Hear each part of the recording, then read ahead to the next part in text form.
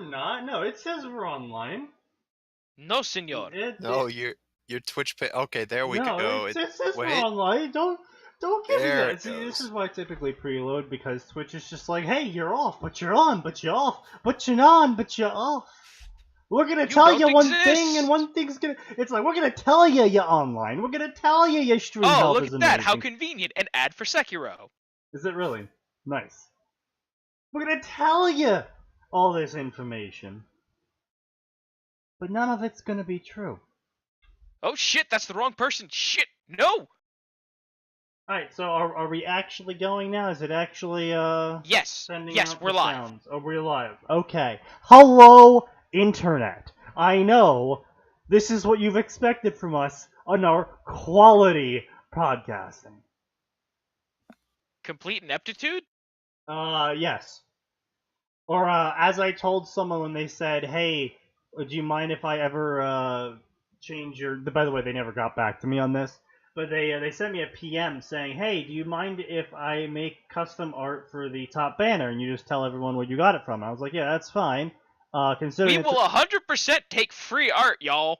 Considering the fact that my banner was made with extreme skill and effort, and that is to say 0 skill and no effort. Yep. No, to be fair, some of the banners you did put a reasonable amount of effort into. I mean, our icon I did, yeah.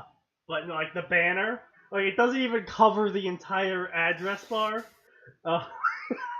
Wait, which banner? The Fanfiction Contempt Theater banner. It only covers, like, half of the bar. Oh, yeah. There is no new one for 9002. I just put another picture over on top of it to change the number. And, like, the pixel quality for our names is wildly different. But so, yes. Yeah, don't worry, guys. We will always take your free art. Except your porn. We won't take that. Oh, hey, God. Sneaky. Yeah. You might want to update the banner to include Atin. Do I have to? I mean, I can just leave. I mean, you could. That is true.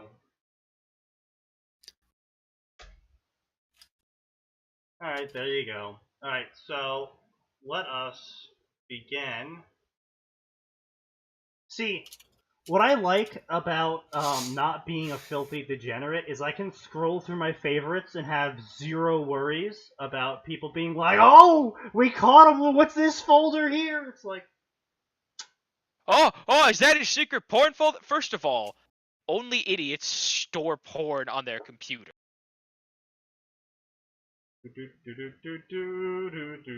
Alright, so we got a couple fixed today. We got a new haul of Wormfic, because everyone decided to start writing Wormfic again. Why? Hello, Calvin. Hello, Hello, Norway. Calvin.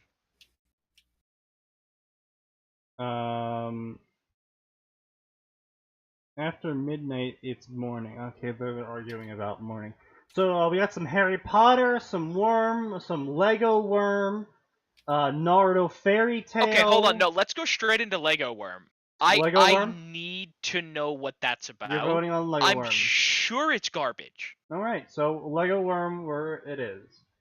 So, this is called Building on Each Other. And as always, the fanfics we read in this podcast are found in our Discord. If in case you ever want to read along, or read further, or etc., because we do only cover the first chapter here. And, of course, I would be remiss in not including the Twitch guideline notification, which is do not at any point in time contact the authors featured in this podcast, because that is against Twitch guidelines. And because it's harassment, and it's wrong. So don't do it. Anyway, so this is Building on Each Other, the Lego Worm crossover. When the Queen Shard attempted to link Can I just say, yes. hearing those words is, like, it feels wrong. The Lego worm, or Yeah, yeah, the Lego worm crossover. Like, That is a bit odd. it's like saying featuring our top 10 Vine compilation of punting children. When the Queen Shard, oh my god, I love how the author starts off already getting it wrong. It's not Queen. Queen Administrator, which is, I believe the Queen part's the Fanon add-on, or is that the Fairy King calling it the Queen Administrator. But her shard is called the Administrator Shard. So good job already getting things wrong in the summary, author. Shard attempted to link I would with say, Taylor. okay, to be fair, if something is excessively pervasive fanon, and you're not Okay, there at the start. But the shard's name is Queen Administrator or Administrator. Like, that's the important modifier Right. of the name of the shard is Administrator.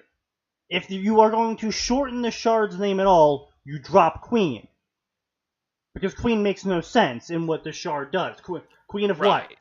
Queen. What does Queen do? Doesn't Glastig also have a Queen something shard? Amy has Queen Shaper. Ah.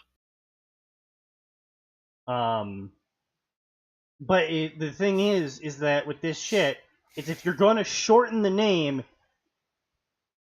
you shorten it to what tells people what it is.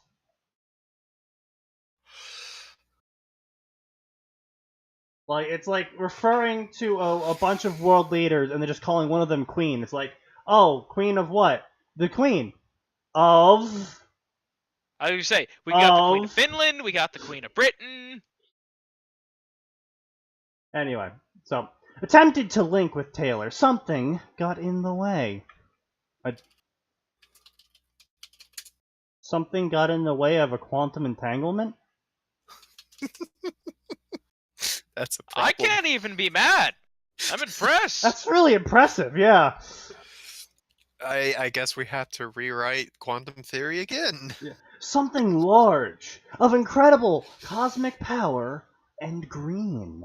Spoilers for LEGO Dimensions. Okay, I don't know LEGO Dimensions in the slightest.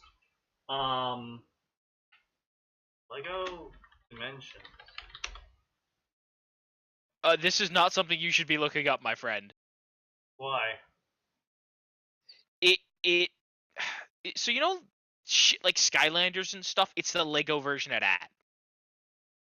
Arriving on the blah blah blah blah, space and time itself merging, all worlds, it's the Nexus, but all of the Lego toys are there. Blah blah blah, big bad, they have to stop him from collecting the Chaos Emeralds. Okay.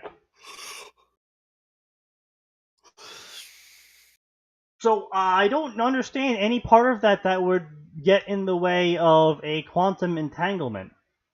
Since quantum... Well, you see, Legos are plastic and therefore immune to quantum mechanics.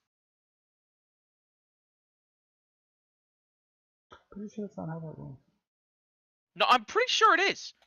I spent like 5 minutes at college, so I'm pretty much an expert on quantum mechanics, okay? I wrote a fanfiction before, guys. Trust me, I'm an expert on everything. Look, I know very well how sex works. What was Queen Shard again? See, Calvin, that is an excellent question because that doesn't exist. So, yeah, so I used Google once to hear my knowledge, indeed. Oh shit, we got a smart person up in here. In an alternate reality, a shard prepared. Its target was finally ready for synchronization. The trigger event was in progress. It was time. However... Okay, the shards, they don't care. Like, they are randomly assigned, correct? More or less, yeah. Like, I know occasionally they would target a specific, but like, the overwhelming majority of the shards were complete crapshoot. Like, That was it.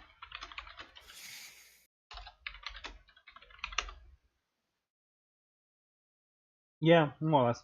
Its target was finally ready for synchronization, blah, blah, blah. However, before this synchronization could complete, something landed on it, destroying it utterly.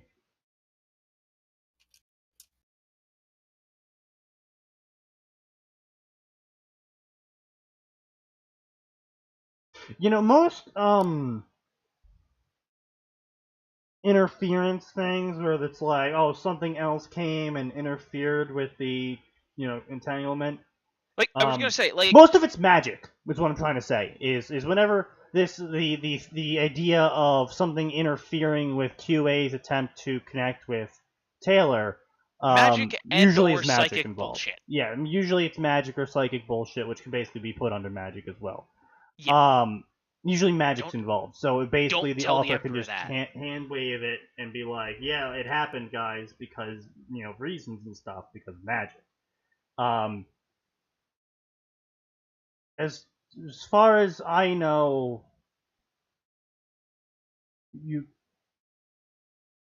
I'm not a scientist. I'm just saying, if one end of the tunnel is destroyed, that doesn't mean the tunnel is now open to be used by anything. It just means the tunnel's gone. If the QA shard gets deleted, there isn't just a portal to Taylor's brain. It's just the portal's gone.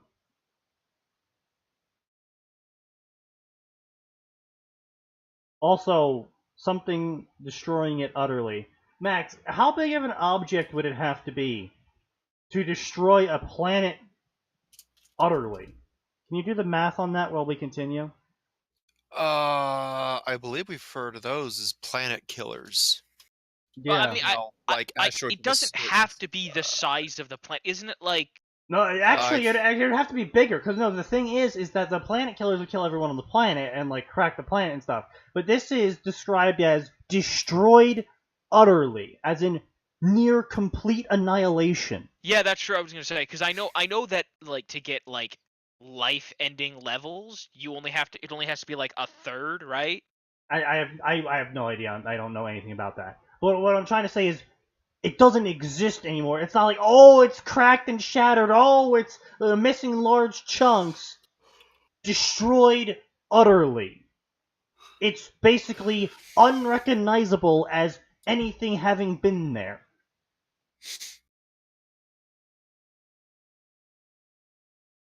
It would have to be larger. Something larger than a planet collided with the shard.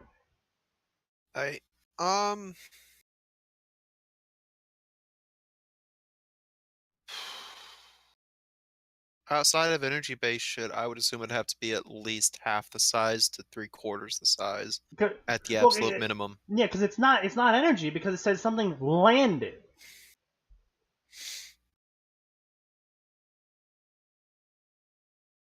But in another reality, a group of heroes and a couple of villains thwarted the efforts of a madman to control and combine their entire section of the multiverse. During the confrontation, the artifact he was attempting to control split into 4 pieces and drifted aimlessly through reality. Eventually, one of these fragments ended up in the same reality the shard was residing in.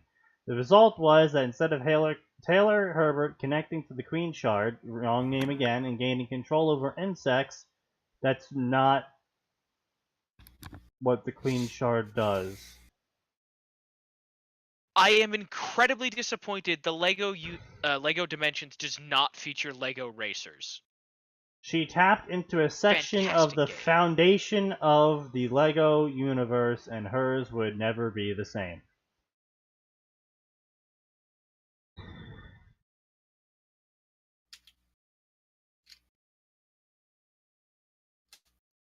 Wait, Captain Calvin, you never played Lego Racers? It was a fantastic set of games. They were just racing games with Legos. They were a ton of fun.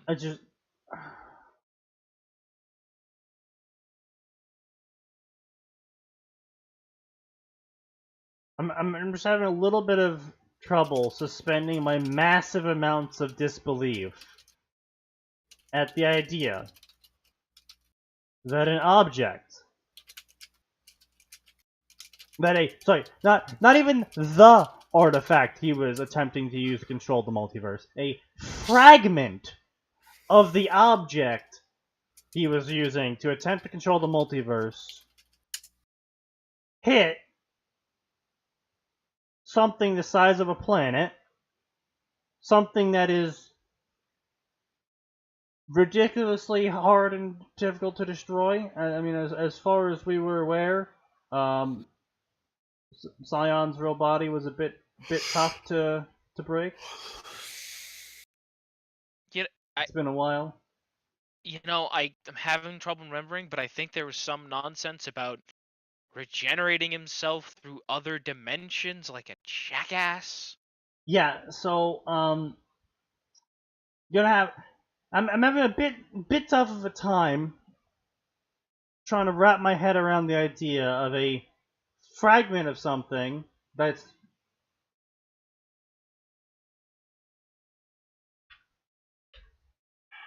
I can't believe I'm searching this. Oh, please don't.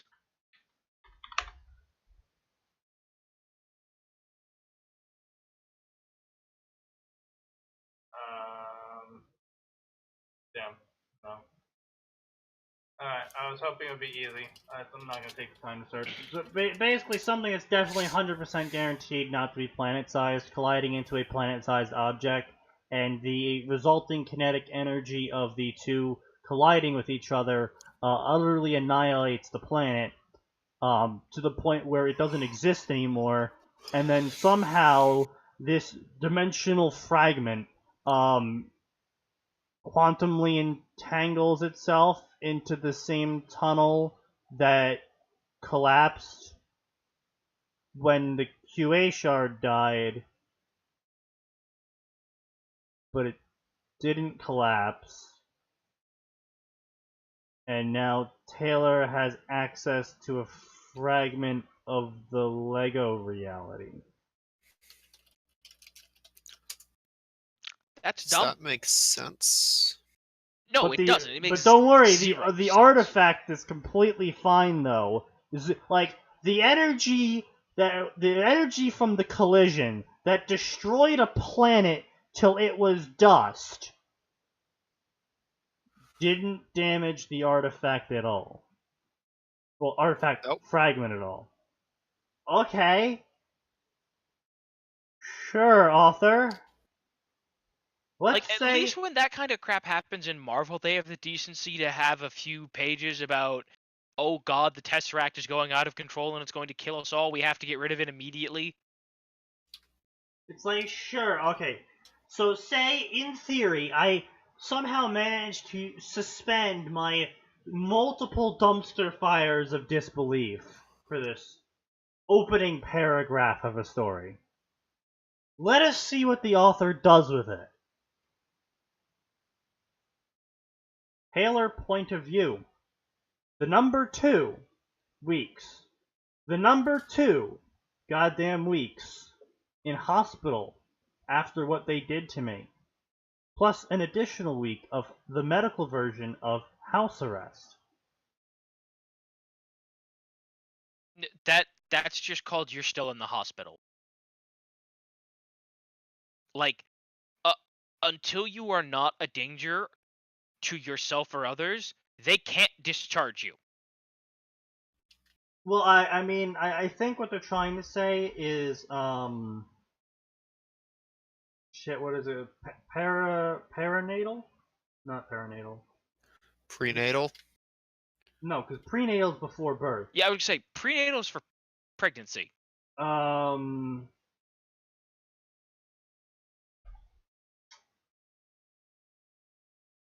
The word was in Frostpunk, and I'm forgetting it now. Post-hospital care.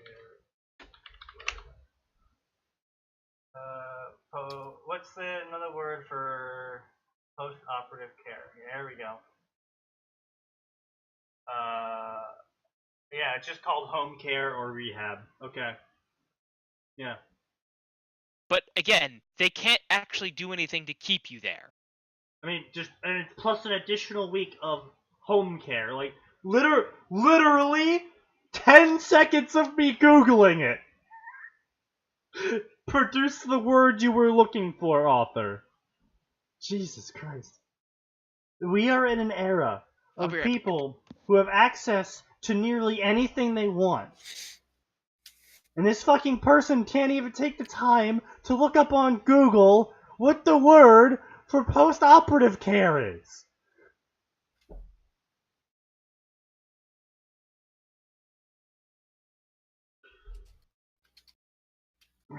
I can't expect fanfiction authors to actually do research. I absolutely can and will. I lay back in bed and huffed, half out of boredom and half out of frustration. Actually, on second thought, the ratio was 1:3, maybe 4.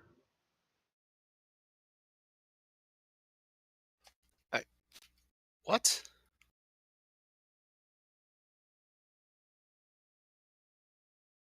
Apparently, grabbing a ton of used tampons from the trash and letting them rot for a few days is a recipe for infection. I was lucky none of the girls who donated them had an STD. Combine that with being trapped in a locker overnight. Oh my, I fucking absolutely hate Fanon. I despise Worm Fanon sometimes because of this shit they put in there. Oh, it was overnight. She was there for 45 minutes. And we know she was in there for 45 minutes because not only can you actually go out and do the math in the story, which you didn't read, in the story of how long she was in there, you can also talk to the author who sat down and said, yes, she was in fact only in there for 45 minutes. Which, granted, when you're A, stuck in a locker full of biohazards, and B, scared out of your mind, it can feel like hours. Well, yes, it can. But the thing here is the author is saying Taylor... 1 second. Not believe she was trapped in there overnight, not felt like she was trapped there overnight, but was actually trapped in a locker for several hours with hundreds of bugs. Sorry, not several hours, because she was at the beginning of the day. It was literally for nearly 24 hours. She was in a locker, surrounded by bugs that were eating her. Slowly, of course. Because, not that many bugs. But, a decent amount of bugs. Well-coded in septic biohazard. And she only had a few weeks of recovery from that. Also, on top of that, the reason why she didn't have as many bug bites later on is because she triggered and gained control of the bugs, so they stopped eating her. And, the reason why she was in the hospital for 2 weeks wasn't because of her injuries. She actually was fairly lightly injured for being shoved into a locker with biohazard waste and bugs for almost an hour. She was fairly lightly injured from that. The 2 weeks of hospital care that she required was from her going insane from having hundreds of thousands of bugs feeding her sensory information.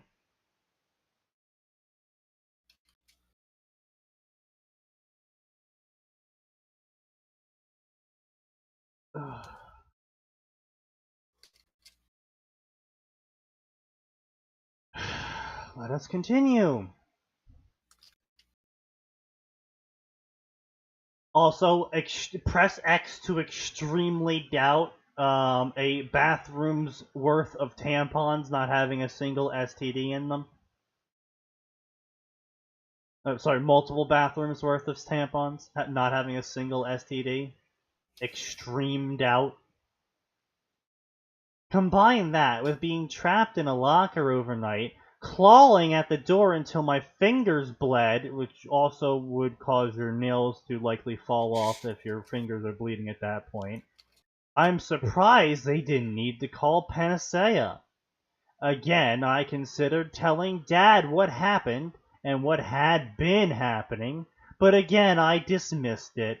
Emma, my former best friend, and her two cronies had been tormenting me for years now, and I could handle it for a bit longer. Besides, it wasn't like anything would change. Winslow is less a school and more of a recruitment office for the city's gangs. Okay, again. Fucking hate this fanon. I gave up on telling a teacher after a week. You can't even get the goddamn canon right when Taylor even says how many times.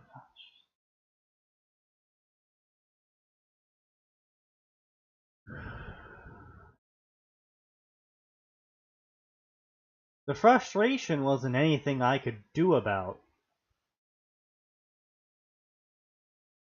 What?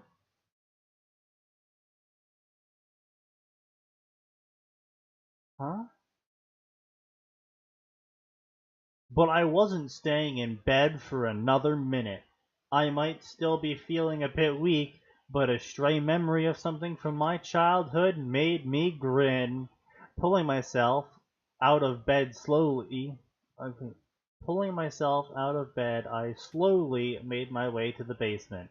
Most of the basement was filled with her mother's old things. Why the random third person? Exiled here after she died. I pointedly avoided them as best as I could, and I pulled out a large plastic bin. No way in hell I was getting this thing up the stairs, even if I wasn't feeling like crap.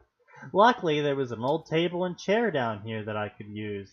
I dragged the bin over to it and removed the lid. I looked over my impressive, if I do say so myself, collection of Legos.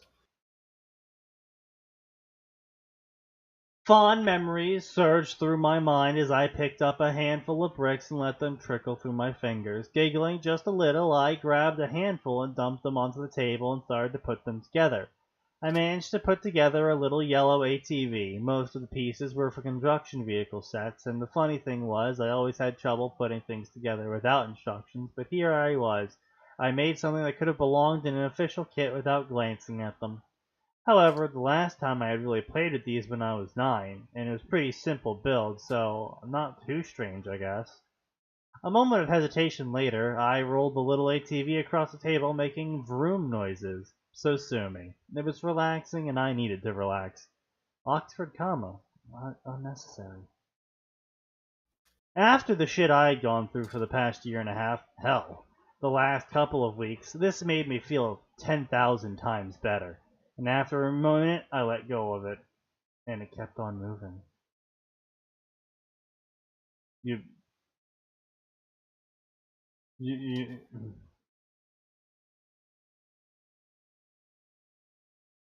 You know objects do that, right, author?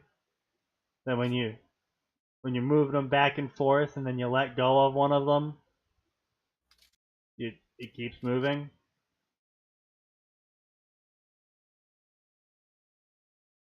Apparently, they failed elementary science. Well, these things happen. Yeah, American school system, that's the one. And it kept on moving. My jaw hit the table in shock as the little collection of plastic pieces moved under its own power right towards the edge of the table. Without thinking, I willed it to turn before it went over, and it did! Before long, I had built a little stunt course and had it going over jumps, through loop-de-loops, and all matters of other tricks. As it hit the big ramp, I wondered what it would be like to ride it. As it cleared the jump, it grew to the size of an actual ATV and crashed into the wall. I was so shocked that I didn't notice my dad entering the basement until the crowbar he was holding hit the concrete floor with a clatter. Even then, we could only stare at each other, competing to see who had the bigger mouth until he finally broke the silence. Apparently, they both just anime mouth dropped or something. Like, I've met, surprisingly, for such a shut-in, I have met actually an extremely large amount of people. I don't know anyone that genuinely does the whole mouth drop thing when in shock. A fair number curse. Yeah. I've seen the O face before, quickly followed by oh shit, but it's never that's I've never seen that. How about you, Max? You ever seen someone just cartoon mouth drop? Very rarely. Mm-hmm. It's incredibly rare that there are a few times that that's ever actually, applicable.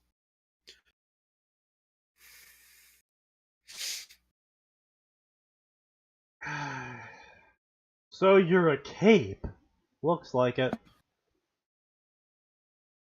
10 out of 10 dialogue. Third person point of view. Contessa was a villain. She had...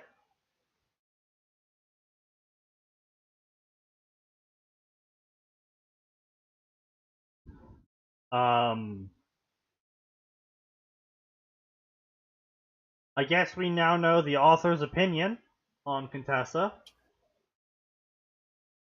She had done so many terrible things that a mere fraction of them would have earned her the death penalty. The fact that her end goal, depending on where you live, the fact that her end goal was the destruction of a being that threatened the entire planet was inconsequential. Well, thank you for sharing your philosophical opinions with us, author. Now, would you kindly fuck off and actually get back to narrating the story? She herself was one of the most important members of her group, due to her power. She could see the path that led to victory, every single step laid out in order. Since awakening her power, she had spent every waking moment and then some as a slave to the path, every missed step lengthening the path in the worst-case scenario. 15 minutes ago, the path had, for lack of a better word, hiccups. Instead of a long list of tasks, there now stood only one. Stand by for 3 months, then examine Brockton Bay. Okay, so first off, this isn't unusual. This is canonically known and confirmed by Wildbow later on when someone asked him if this was true. Contessa cannot predict cape triggers. Every single time a cape triggers, it changes the path to victory.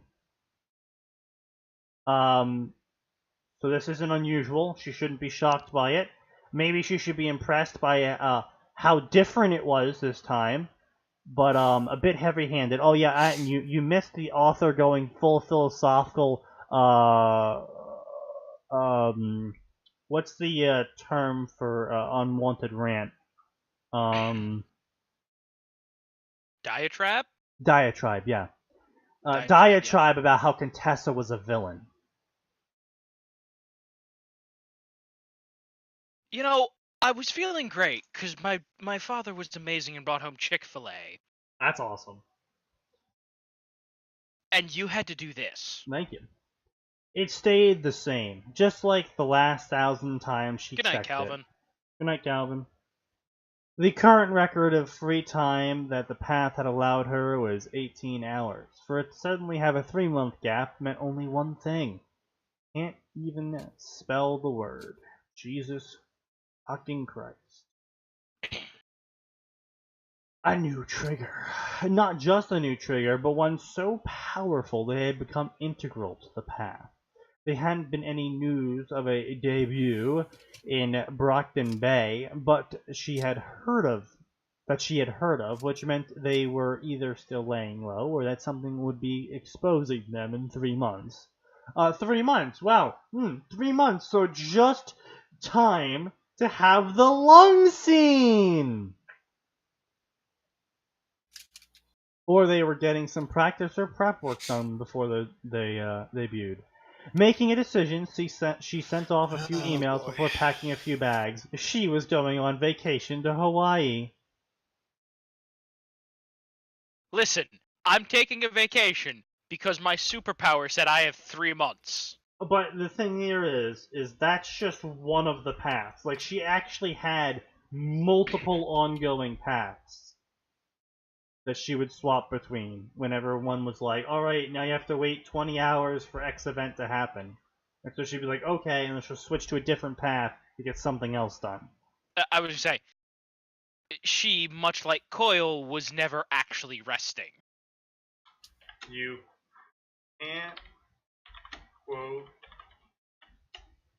can't even, sorry, you don't know canon, you don't know physics, you don't quantum physics, you don't know how to spell numbers.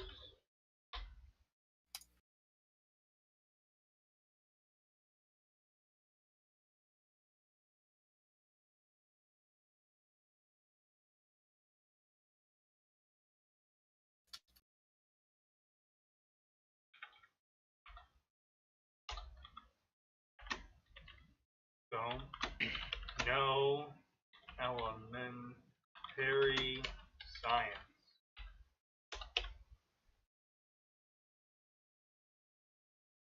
Yep. All right. Oh, yeah. You also missed the part where she built a tiny little Lego ATV, and then she was using her finger to make it move back and forth, and then she let go of it, and she was shocked that it kept going forward. What, that it obeyed the laws of momentum? Yes. Yep.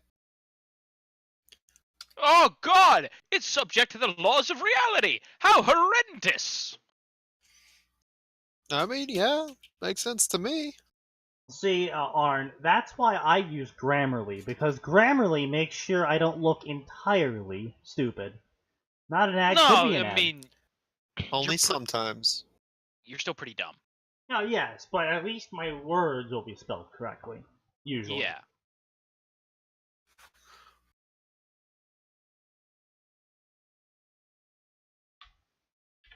Overall, 0 out of 10 for a hook. Like, here's the thing, right? From a sheer what the hell is this standpoint, they had my attention to look at the first chapter, but within the first, if it weren't for this show, within the first 2 paragraphs, I'd have been like, I'm out. Yep, pretty much. 0 out of 10 for hook. 0 out of 10. No, actually, I'll give you a 5 out of 10 for grammar, because you actually spelled your words correctly. But you know, that's all you did.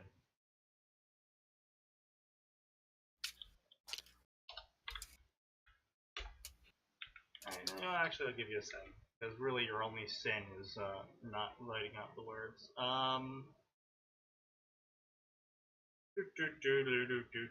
0 out of 10 on talking about things you have no idea about. Anything else we want to include in this? Anything else? Anything else? They've crushed my hopes and dreams? No, not really. I don't Doesn't actually even understand how technology works. No, look. Look. I am able to function without technology. That's a lie. I'm just lazy. And, if a technology can help me type faster and cover for my mistakes, then I'll use it. Doesn't even understand how technology works. Technology is hard, man. Look, we've been over this multiple times. I can take something and plug it into a different port and that port will work instead. And you might be going, oh, well then just the port that was plugged in the first time was bad. But no, if you just take something else and plug it into that port, it works fine. It's just that specific wire with those specific devices on that specific port doesn't work. Why? I mean, no one knows. Look, all I'm gonna say is the absolute second that self-driving cars are legal, I'm getting one because I am certain that a self-driving vehicle will be safer for humanity than letting people like me and Sneaky with no depth perception continue to operate motor vehicles. Honestly, I will take the self-driving vehicle. Even if it's more likely to get me killed, I'll take the self-driving vehicle because of how stressing driving is for me. Oh god, yes. Like, an extra 20% chance of death will stress me out so much less than sitting in the left lane going, am I gonna cause a crash in oncoming traffic? Because until I'm passing their car, I don't know. I just don't know. Passing is so terrible for me. It's just like, I can't tell. Am I close? Am I gonna hit you? Am I not gonna hit you? Oh god, sharp turns at a stop sign are the worst. Oh god, I can't make those. Listen, the highway is the best because I can do like 65, 70 in the right-hand lane, and if you don't like it, you can just go round me. I mean, honestly, I just go around 5 above in the leftmost lane because 5 to 10 above, depending on what kind of highway it is. So, like the Florida highways, you can get away with like 10 to 15. I was gonna say, believe it or not, Illinois highways for quite a few stretches, you can get away on like 80, 90. Most of the time, the cops don't care. Georgia's pretty strict on their highways, at least on the 2 and 5. Oh, dude, you get on 294 in Illinois, you can just fucking go. No, Sneaky, I've been doing like 80, 90 in the left lane, and some dude will pass me, so that means they're going at least 100. Oh, I know the feeling where you're in the left lane. And going... there will be cops. There will be cops in the lane with me, and they're just like they don't do anything. No, it's. Yeah, I've had that situation before where I'm sitting there, I'm cooking at a fairly illegal speed. And then someone passes me and I'm just like, dude! Dude! Yeah. My personal favorite, I'll be doing like 45 and a 35 because I know it connects to a main road. Right. And some dude will whiz by me. Yeah. And I'm like, what? Calm down there, buddy. Listen, I don't know where you're going, but I know you don't need to get there to win 55 on a 35. I do make sure to salute every person that passes me in those situations, though, because you must always respect the cop bait. The what? The cop bait. Oh, yes. For they are those who will clear the path. Did you know that Google has gotten to the point where it will, if you're using the Google GPS, it will be like, there's a speed trap ahead. That's pretty funny. The robots are narcs. Or not narcs, rather. Wait, Sneaky, that means technically Google's done less narking for the cops than you have. Waze was pretty interesting. There was a pretty big kerfuffle about Waze for a while. Oh, what the hell did Waze do? Oh, Waze was the OG There's a Cop Here app, where people could submit cop locations. I didn't like their guidance system, though. Their mapping system was pretty crap. Yeah, there's still working kinks out. Honestly, Anyway. its biggest advantage for the longest time of Google was it had proper, like, real-time traffic. Yeah, analysis, and now Google's like, got that, so... Oh yeah, that's right. They did finally get that in there. I do appreciate that, but sometimes it's wrong. Like I've been on open stretches of road before, and I look down at the GPS. And it's just like there's extreme traffic right here. I'm just like, I mean, it was right about it. It was right about it when I was trying to get home today. Yeah, God, that was miserable. Wait. So final review would be 0 out of 10 for dumping your Phil is satirical opinions on us. There we go. No, Sneaky. They're allowed to have opinions. Yeah, I know. I still rate them 0 out of 10 for them. I mean, if it wasn't like massively obnoxious left-wing idiocy, I don't care. It's just it was just some moral grandstanding about how Contessa's evil because she's doing bad things for good reasons. Sir, I would like to point you to the FBI. I would like to point you to socialists and fascists and Nazis and communists. Okay, no, I was trying to give an example of something that does bad things for good reasons. The Pope. No.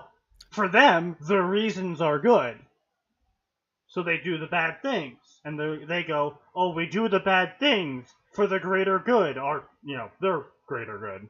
Right. But still a bad thing. It's just, there's a lot of groups that do that. A lot of groups that do that. Some, if I mention them on this podcast, would likely have the podcast shut down. So let's not. Yep. So instead, we're not even going to remotely insinuate it, folks. Get your bait somewhere let's see, we just did a worm Lego cross, so we got options of Harry Potter, Fate Stay Night High School D times D, Naruto Fairy Tail. I could do with some. I'm in the mood to mock Harry Bleach, Potter because I was at my store yesterday. Do more Harry Potter. Do more Harry Potter. It is. Sneaky. I'm glad because I was at my store yesterday, and I ended up putting on Fantastic Beasts and then the sequel because as bad as those movies were, they were better than the ad roll.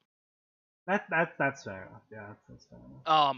But yeah, so I'm in the mood to rip Harry Potter apart because got more Harry Potter bullshit. Alright, so we're gonna do a Harry Potter story and then follow that up with a Warhammer 40k self-insert fic. So today's Harry Potter fic is going to be Sovereign of Magic, which was discovered in Arn's quest of finding more King of Magic stories. Something wrong, Max? I'm trying to fish in Warframe, and the game's just spawning enemies right around the hill. You cannot fish here. This now is not the time for that. Territory. I kind of want a mod that makes all the Grenier sound like 1940s Chicago gangsters. I feel that would add to my immersion. I might need help because and need help in a way of story construction. Because I'm kind of really in the mood to drop a quest on Space Battles or Sufficient Velocity, probably Sufficient Velocity, of literally what I was mentioning before in the Discord. There's a facility in which the Zerg, Xenomorphs, Tyranids, Flood, and Necromorphs. You are X Squad, and you show up on the planet. What do? And just let the questers go from there, but I might need some help, like, structuring it depending on their choices.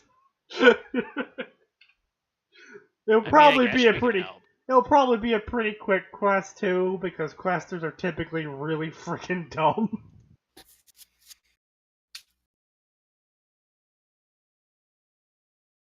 Sovereignty of Magic. Upon entering the magical world, Harry Potter is in for a shock. Magic herself names him his wife in the king of magical world.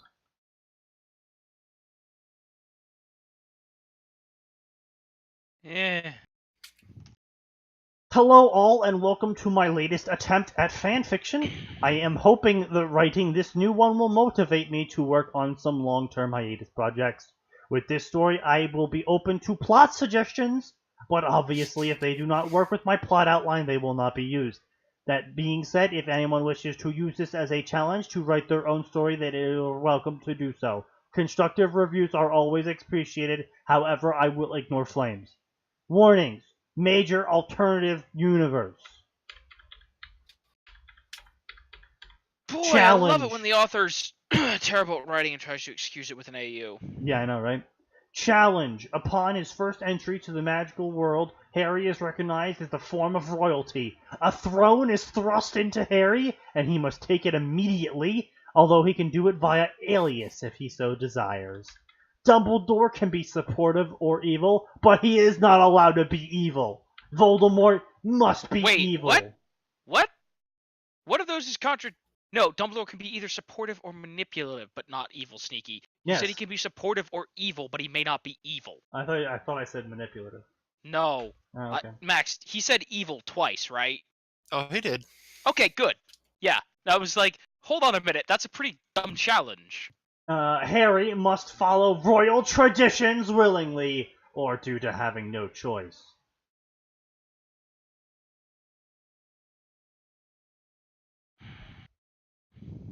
You what now, mate? Royal traditions as set by the British? Set by the Finnish? Swedes? Spain? The Americas when we tried to make Washington our king? Yeah, that's pretty good royal traditions to follow, though. Royal traditions. Don't. That's easy. Royal traditions. Miss me with that. Prologue. Still the best moment in our history. Washington, become our king. What did we just fight a goddamn war over? Oh, I don't know. I think I've liked the Washington's response to the guy who was asking if he could put cannons on his merchant vessels. And Washington was like, dude, you can put cannons everywhere. Put cannons on your merchant vessels. Put cannons on your front lawn. Put cannons out your window. You can own however many cannons you want. If your second story window can support it, put them there too.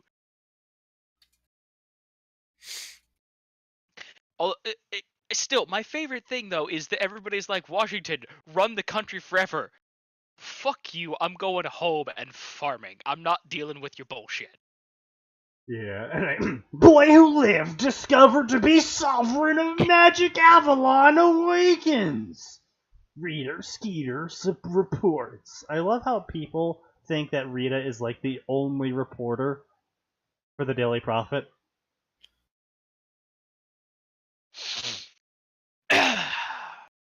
I mean, all the rest of them are like magical drunk. Yes, of course. They are always all magical drunk all the time, and they've never written any stories.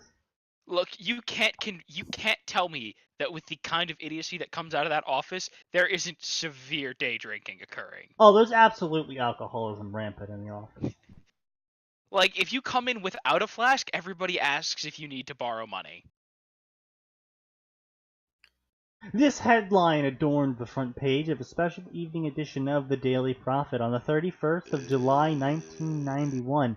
This paper had just been delivered by scores of wizards and witches all across the country in the kitchen of a ramshackle house that may have started near a pigsty near the village of Ottery St. Catchpole. A tall red-headed wizard and his plump wife sat with their mouths hanging open as they read the article accompanied by the shocking headline. Wizards and witches out shopping in Diagon Alley this morning witnessed what is possibly the most important event in history since the death of King Arthur Pendragon.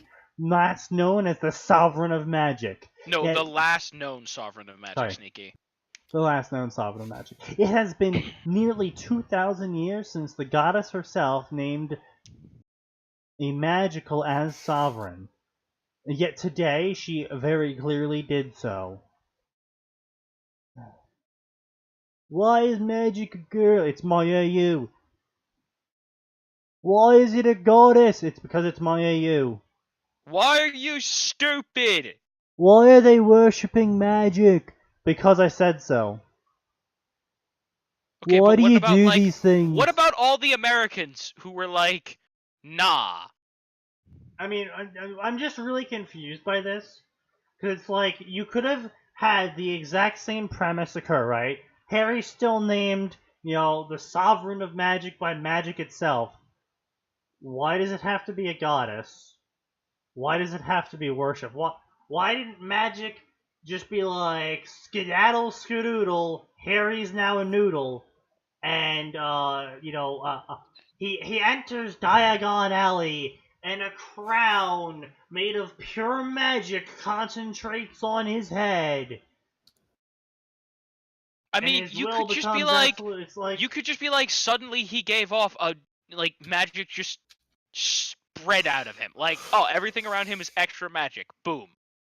Like, why does it have to be a goddess? As His Royal Majesty entered Diagon Alley at 11:4 this morning, he was immediately Brit detected. This morning, he was immediately draped in robes of pure magic, and a circlet appeared upon his brow, and his staff raised his right hand. Yeah, wow, this is exactly what I'm saying. Why can't that just happen and everyone's like, oh, he has been blessed by magic itself. He is clearly our new leader. Why, what's with the god worship? What's with the anthropomorphization of the magic thing? Look, I know humans really like to do that. But the opinions shown by canon show them treating magic as if just a mundane thing and not something to be worshipped and awed by. Excepting, of course, extreme cases where someone, makes a statue tap dance while belching the alphabet backwards upside down. And everyone's like, oh, wow, that's an impressive bit of magic. I mean, I suppose yes.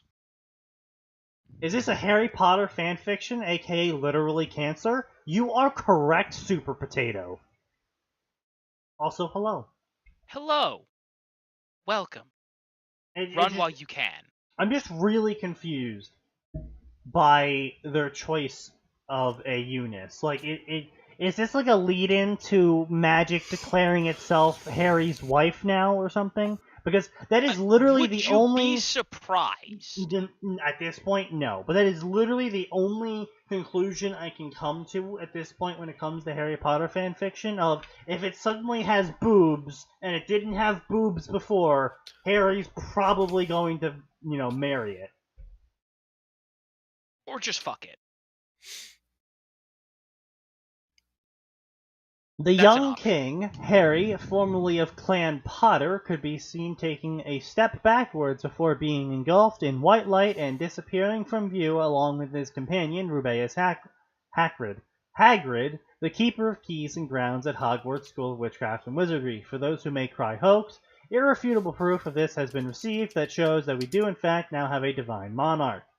Would you care to expound on that? The author could, but they can also just claim it's an alternative universe and therefore they don't have to. Oh, no, wait, no, we're both wrong. We spoke too soon. Excellent. The Goblins of Gringotts confirm that the Royal Vault has reactivated, and a spokesperson from the Wizengamot confirms the rising of the throne within their sacred chambers.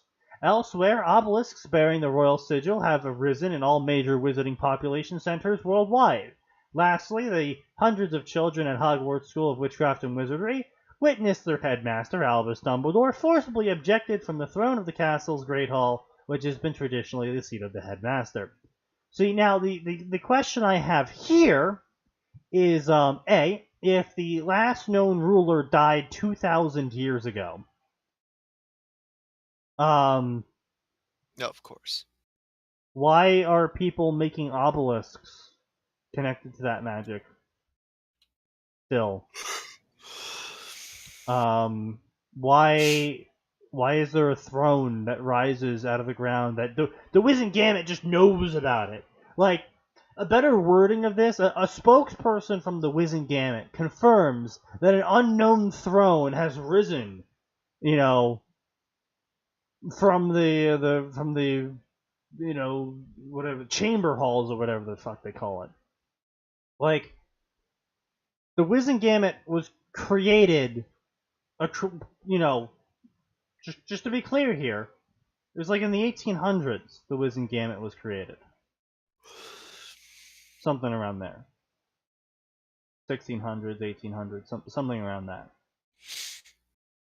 Well before. Well, literally thousands of years after King Arthur dies.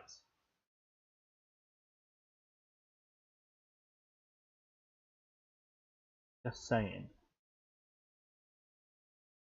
Just saying.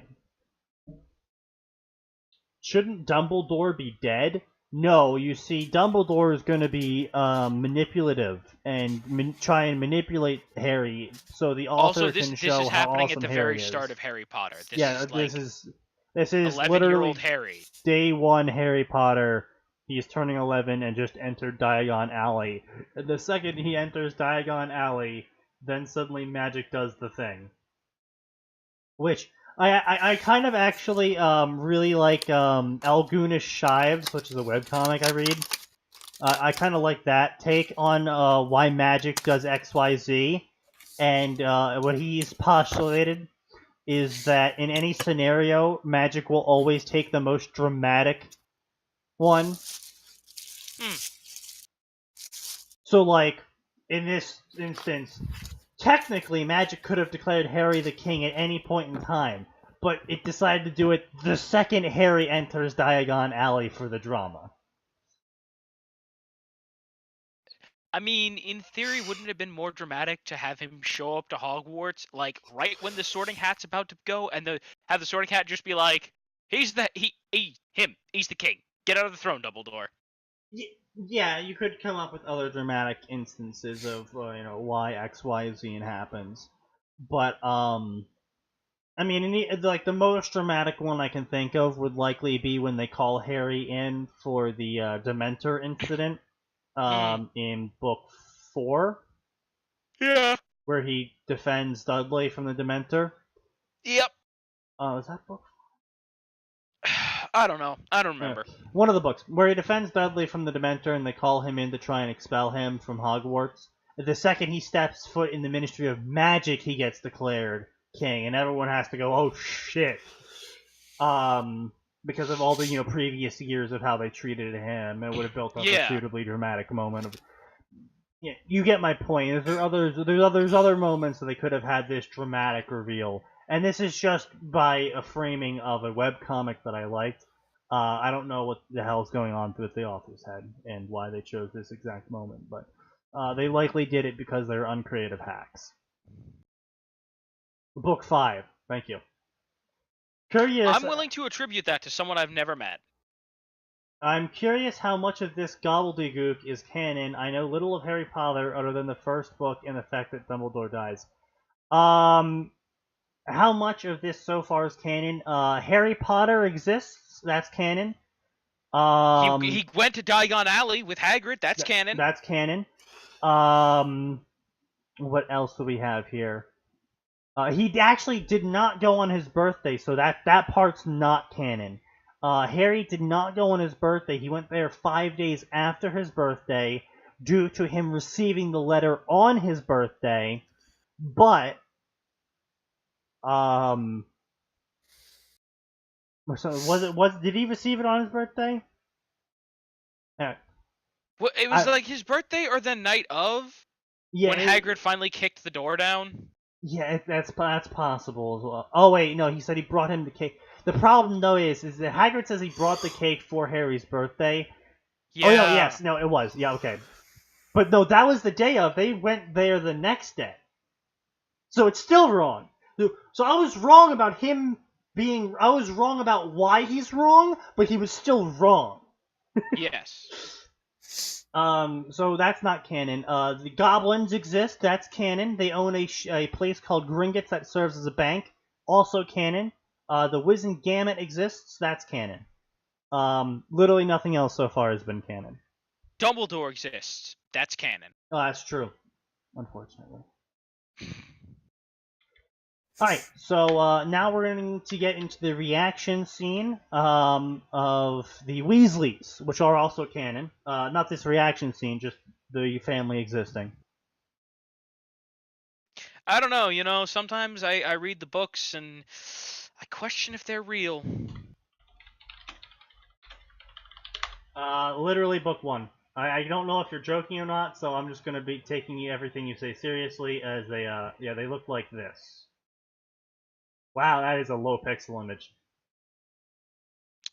Boy! This, here we go. A little bit better. That's what goblins look like. At least in the first movie. By the time you get to... No, this is,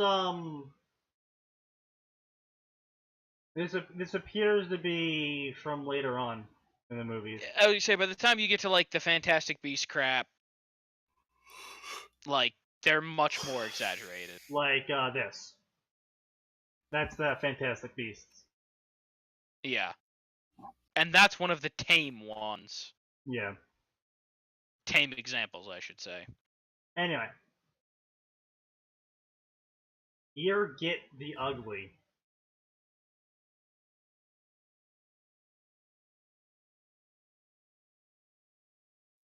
I like to imagine that was a name given to him by his parents.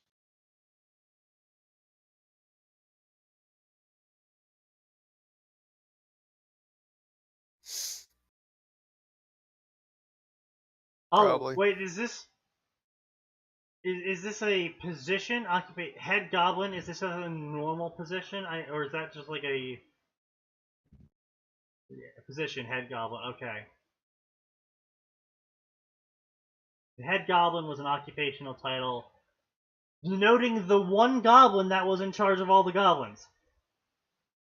So are you telling me Hagrid went to the manager of the bank to have him get Harry some money? Oh, this article is conjecture based on canonical information. Okay, so this is conjecture that this goblin was the head goblin. Do we know if this is any sources about this? No, there's no sources about this story. Oh no, but Sneaky, there's all the extra lore from J.K. Rowling. But like that none the of it's wizards cited. just shit themselves. Unknown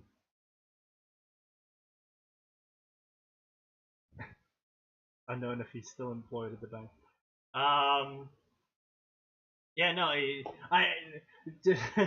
Fanon blown the fuck out. Ragnox doesn't exist. Yeah, has it really been 16 years since I've read It's been quite a few. It has been a hot minute. Let's see, that was oh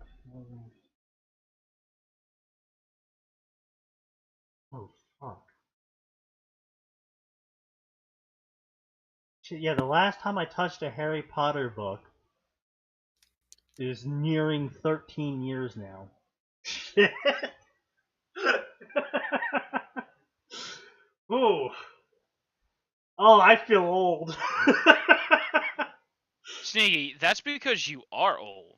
Yeah. Do I do Lotor? Yes, we do everything here. By everything, clarification to that statement, I do not mean we in fact do everything here. By that I mean we do most of the popular stuff. Harry Potter, Bleach, Naruto, Lord of the Rings, Warhammer, Star Wars, What else have we covered? Danny Phantom. I would say we do quite a bit of stuff. We do lots of anime too. It's just there's some stuff we don't cover, not because we won't, but because we just don't know anything about it, so we can't be like, this is super amount of video. off Prototype, base. Assassin's Creed, Fairy Tail, World of Warcraft. Yeah, Warcraft, Starcraft. We do a fair. If it's even mildly mainstream, we likely know enough about it to cover fan fiction for it. Or at least one of us does. We have a compilation of over 400 bookmarks currently in the possible reads section for this podcast. It's quite an extensive list. Unfortunately. The first book came out in '98. Yeah, Jesus Christ. But yeah. Boy, do I feel sorry for all the people who kept waiting for that series to get good. Yeah. No, but if you have any sort of recommendations or anything you want us to specifically read, you can always drop it in the Discord, and we might cover it if we get to it. Or you could pay us, and we'll definitely read it, as long as it doesn't go against any of the Twitch guidelines, and it doesn't go against any of the fanfiction.net guidelines as well. So, no sex, no graphical violence, etc., etc. But enough about that. Let's keep going. Oh, Jesus Christ. Are you guys ready for some wall words? My favorite. Alright, so we got some word walls here. Stuff about stuff. OMG, Guinea is betrothed to Harry because James made her an offer she can't refuse. We now have a Wizengamut seat because of this. Blah, blah, blah, blah, blah. Either Guinea... Oh, by the way, Max, because I know you like stupid people, I'm sending you something. PG-13 or less. Oh, I mean, boy. We can do, like, cursing and crap. It's just, actually has to fit the guidelines. Explicit sex. Yeah, we'll do edgy shit. It's just literally can't do sex. Hey, don't worry, C8. You're still spelling better than half the fanfiction authors we cover. Significantly better. Guinea must marry. By the way, keep in mind, everyone, Guinea is like 9 right now, and Harry's 11. Guinea's 10, turning 10, and Harry is 11. Guinea must marry Harry immediately, or maybe she'll just become a Potter without needing to marry him because of the agreement.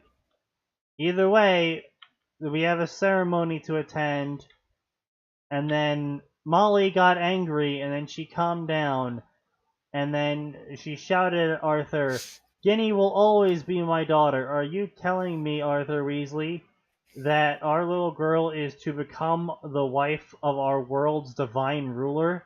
Because that's what I heard."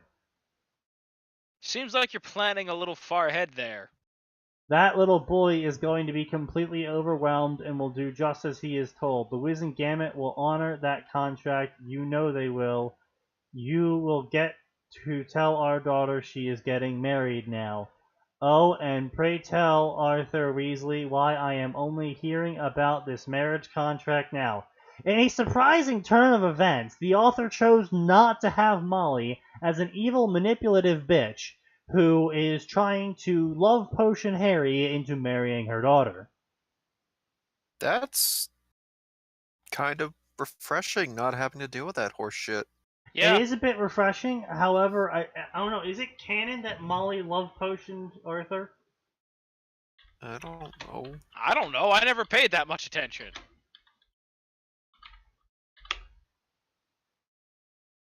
Why are some people convinced that Molly love potioned Arthur?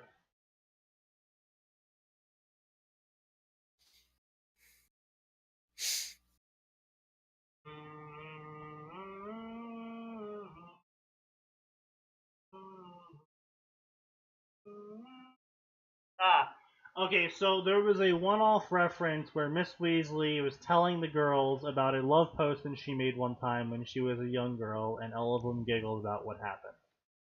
That's what the book quote is.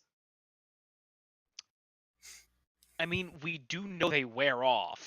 Yeah, So... I mean, she might have dosed him to start? Yeah, I mean, yeah, pretty much. World's divine ruler! Yeah. Blah, blah, blah, words, ranty words, and, but even better, guys, they're including dialogue from both characters in the same paragraph. So I'm just not even bother reading this now. Stuff about Ginny marrying Harry, blah, blah, blah. Harry was having strange day, blah, blah, canon stuff, canon. Welcome to Diagon Alley, blah, blah, blah. Then suddenly Harry started levitating, and then his clothes dissolved under magical flames. And then, apparently, Harry Potter is going through a magical girl transformation. Because then the magic washes over his skin and turns into a glittering set of fine robes made of unfiltered magical energy. See, the unfiltered comment makes it sound like, magic's somehow like radiation giving. Yeah, it sounds like he's gonna like. It sounds like the reason there hasn't been a magical sovereign for a few thousand years is because the cancer. Everybody else has been like, nah, I don't want this. This is literal cancer. You can't trick me. At the same time, circlet of...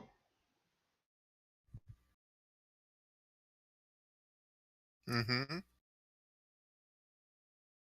Go on. Mithril. Mithril? No. I'm That's looking how at it's it. spelled. Well, that's one of the spellings, I think. Yeah, no, Mythirl. That's a spelling. I think that's an alternate spelling. I would say that's the only spelling that I'm familiar with. What's the other spelling? Mith, Yeah, but the that's Mith was where it originally came from by Tolkien. Yeah. Oh yeah. Terraria spells it as Mithril. That's why. Final Fantasy spells it as Mithril. Kingdom Hearts. Okay, so the Japanese version of Mithril is Mythril. As in myth. Yeah.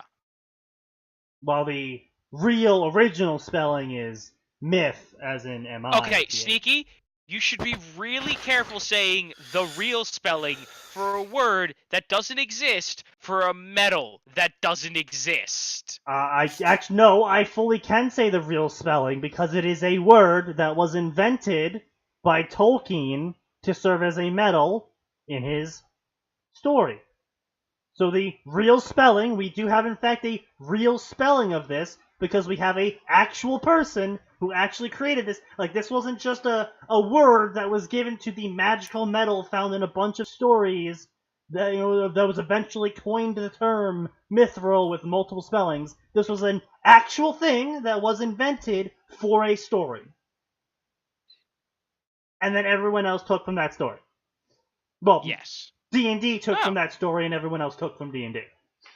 But Super Potatoes has a fun fact for us. It was originally referred to as white steel in the original printing of the Fellowship. Thanks for the fun fact.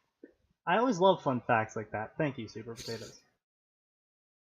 In case you can't tell, he's not actually being a sarcastic ass there. He really does enjoy those kinds of facts. I mean, there is a reason why we are listed as educational improv.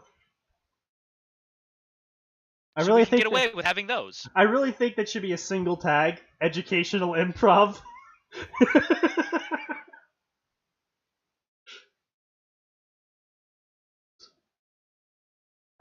Anyway, so blah blah blah, containing 2 small flawless emeralds, a purple gemstone of frozen flame. Why do I recognize that? I'm sorry, what? Why do I recognize that? I mean, frozen flame is a pretty common thing. No, it's a purple frozen flame. Oh. Why are you looking up blood elves? You should not be looking up those edgy bastards. I feel, no. It's definitely elves from World of Warcraft that had tiaras like that. Alright, so now that I have the, because I recognize the description, I just don't know where I recognize it from. Make it up as you go along doesn't fit with education. Night elves are the alliance ones. Yeah, I know. It's just it's the elves in general. Fucking prissy bastards. Making it up as you go along doesn't fit with education. No, it definitely fits with education. In provisional education, at least. Alright, so, and then he had a staff materialize. The staff was 6 feet of polished oak. Oak? Dude, there is so many cooler woods out there. Have you ever seen what, like, anything made out of redwood looks like? I was about to say redwood. Like, Sneaky, pull up some redwood, like just furniture, normal chairs and stuff.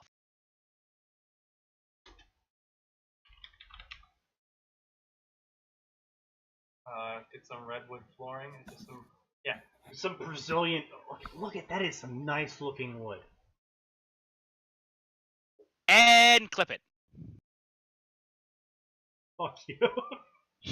Wait, no, but nice pull up, wood. no, pull up like a chair, or pull up. You know what? Pull up a nice oak dining table. Like that is some nice looking wood. Like, look at that. Nice That's wood. a cool. Like, that is a really cool pattern. Imagine having a magic stick made out of it. But nah, you're just like oak staff. Staff made of oak. I mean, you know what? I agree with Super Potato. Mahogany is a better looking wood. Ah, yes, some mahogany. I mean, like, yeah, you can get some decent coloring to oak, but like, if you're gonna be like a magical staff showing that you control the entirety of magic, why just a 6-foot oak staff? Like, not even like white oak or red oak or something interesting like white birch. You're just gonna go with like normal oak?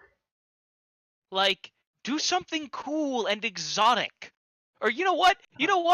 Let's get a magic staff made out of mahogany ebony wood blend as it spirals up towards the top or some shit. You know, you know what? Let's get something cooler. Something cooler. Let's get a staff of all magic made out of moon rock. You know who's not gonna have that? Any other wizard.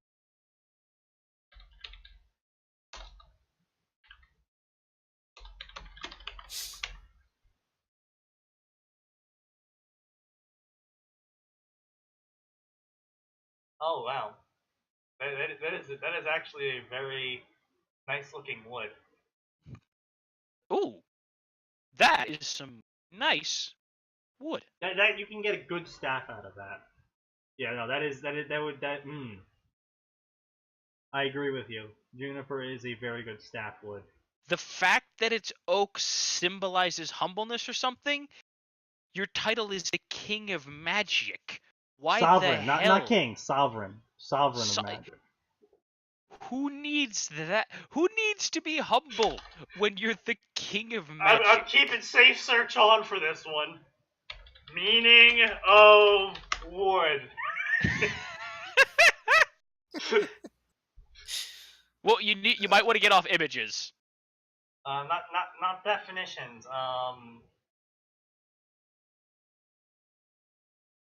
Wood symbolism? Symbol. Yeah. In the Bible, tree symbolisms and meanings. Here we go. Okay, so we got apple, ash. Is there any ruling? No. We got anything for extravagance? Maple! Maple! Holds wisdom of balance, promise, and magic. Here we go. The oak is a symbol of courage and power. Alright, so why not just make it like maple? It's a maple, an oak, and a redwood. Redwood is a symbol of forever. Yeah. So that or like holly. Make it a blend of maple, oak, and redwood and something. Like the wood twists around itself. Because have you seen twisted wood staves before? They're very nice to look at. Yes. None of them are ever as cool as Gandalf's, but wood meanings. Hello, Anastasia. Hello. Suka blah.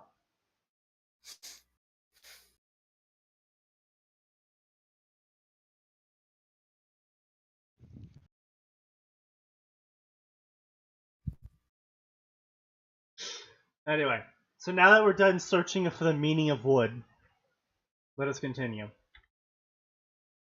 With the same gem arrangement as seen on the circlet, you could have done so much cool shit with that.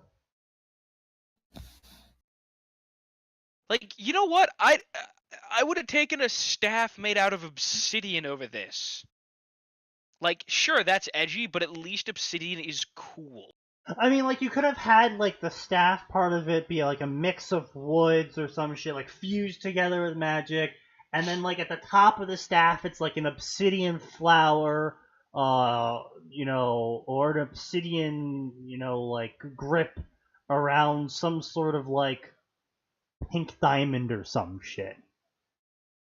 Like, you could have, like, it's an oak staff with two emeralds in it. I'm still saying, staff of Moonrock. That'd be cooler. Dogwood has lots of biblical meanings to it. I don't know, Max, do you know about dogwood in the Bible? I mean, I know it got used for a lot of stuff, but so did cedar. Cedar. And cypress. Do do do do do. Do do do do do do do do do do do do. Here, blah blah blah. Along the staff were veins of silvery magic, with a conjoined into a ball of silvery magic at its base. So that just looks dumb now. Sounds dumb. Like, why is there... There's just a ball of magic at the base of the staff, while the top of the staff has a frozen purple flame on it. It's just silly looking. Hey guys, we put a ball of pure magic at the bottom of the stick. Like, can you imagine how impractical... First of all, you try walking with that. Oh. Like, if it's a ball of pure magic... Like, oops, I tapped too hard, the ball of magic broke. There goes the nuke. I mean, not only that, is it like... What gives? Does the ball of magic always give, or does sometimes it not give, or is it entirely based on the will of the person holding it when the magic gives on what? I guess. Jesus was crucified on a dogwood cross. I'll do it. Maybe the Romans just found out the real secret weakness of Jesus all along is you have to use dogwood. If it was made of oak, wouldn't have worked.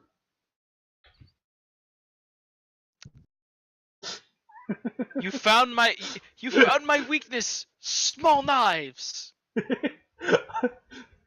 Oh, what was that quote of you we have?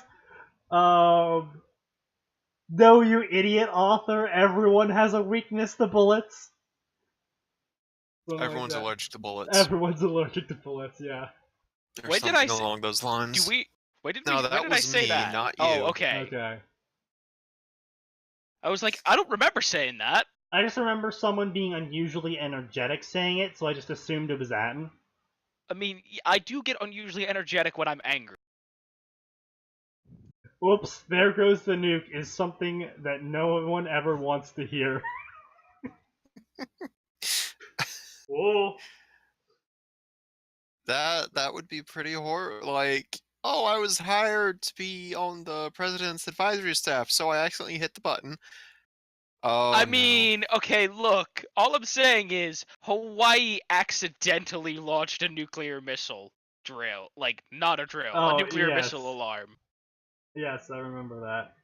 Also, again, I would like to point out the horrid state of most of our missile launch facilities. Also, the horrid programming on them. Jesus Christ. Yeah, we're just gonna put the not a drill button right next to definitely a drill button with 0 confirmation screens. No, to be fair, that was the missile alarm. That's what I just said. I'm sorry, I was talking about our silos. Oh, yes. Like, giant doors that are labeled, don't ever leave this open, that are propped open with crowbars because they can't afford replacement parts. Yeah. Floppy disks, literally the size of a grown man's chest. I mean, hey, we can confidently say that our nuclear missile silos will never get hacked. Yeah, like... You ain't hacking this! Literally, we waited so long for it to become... to upgrade that the obsolescence has become a feature. Yes. Yeah. It's the same for our nuclear power stations. Is they can't be hacked because nothing runs digitally. Well, nothing that is to say, there's nothing there that is done digitally that can't be done analogically. Yeah. I know what you're saying, Max? Yeah, no, I think you and I actually wrote out like a sketch of trying to hack into a nuclear silo. It's like, boss, got a problem. What? There's no USB ports. Oh yes, yeah. There's no what? The terminal language for the programming language for terminals is probably called. No, dude, assembly. I was gonna say assembly. Yeah. It's not obsolete. It's a feature. No, that's what I'm saying. They waited so long, the obsolescence legitimately became a feature. Guys, it's not a bug. It's a feature.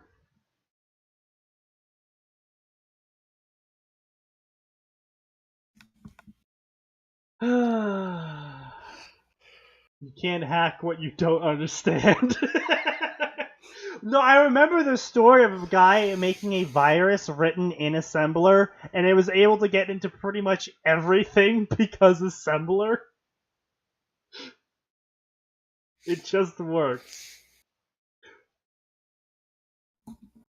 Well, to be fair, writing in assembler is... You have to define everything. Look, if you take the trouble to write a virus in assembler, you deserve to steal my data. I can't even be mad. Yeah, if it works.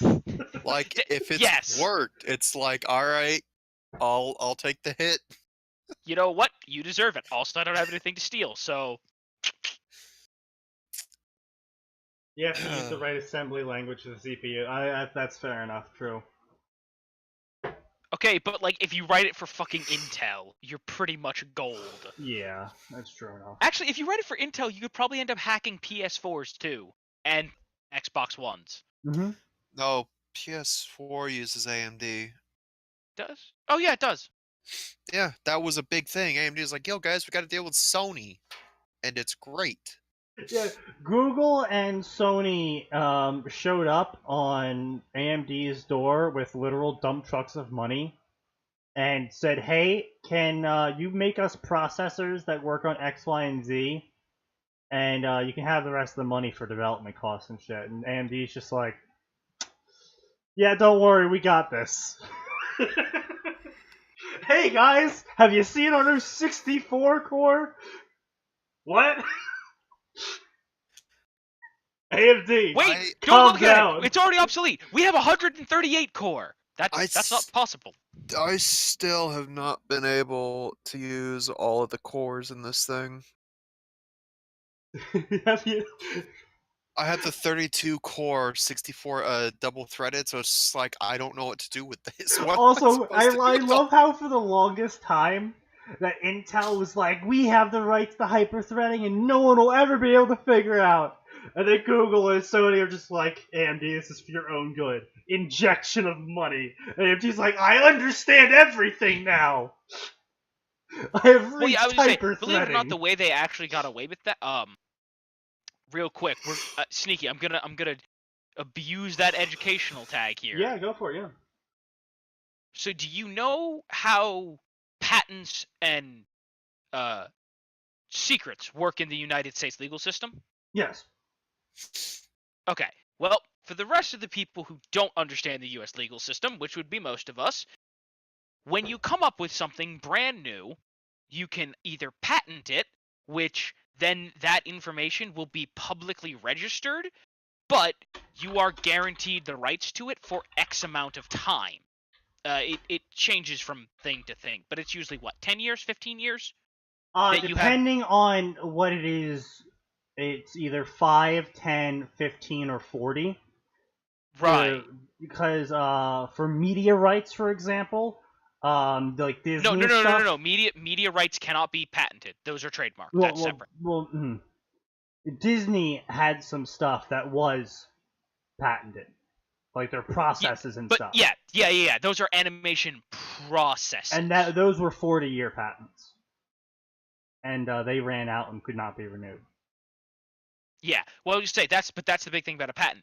In return for X years of guaranteed exclusivity, when that patent runs out, that's it. It's done. However, if you opt to register something as a trade secret, that information, it's protected for as long as you can prove the only way they could have gotten it is by corporate espionage. So, like, for instance, the recipe for Coca-Cola is a trade secret and is stored in a fucking massive vault that, like, I think it's like 3 people in the Coke hierarchy have access to. And so the formula for Coca-Cola is still unknown because it's a trade secret, and they have successfully protected it. However, the disadvantages of that are anyone who you can drink as much Coca-Cola as you want, and if you can figure out the recipe for Coke, you can go straight with it. You can just start publishing it. You can't call it Coca-Cola, but you can say, this is the formula for Coca-Cola. Yep.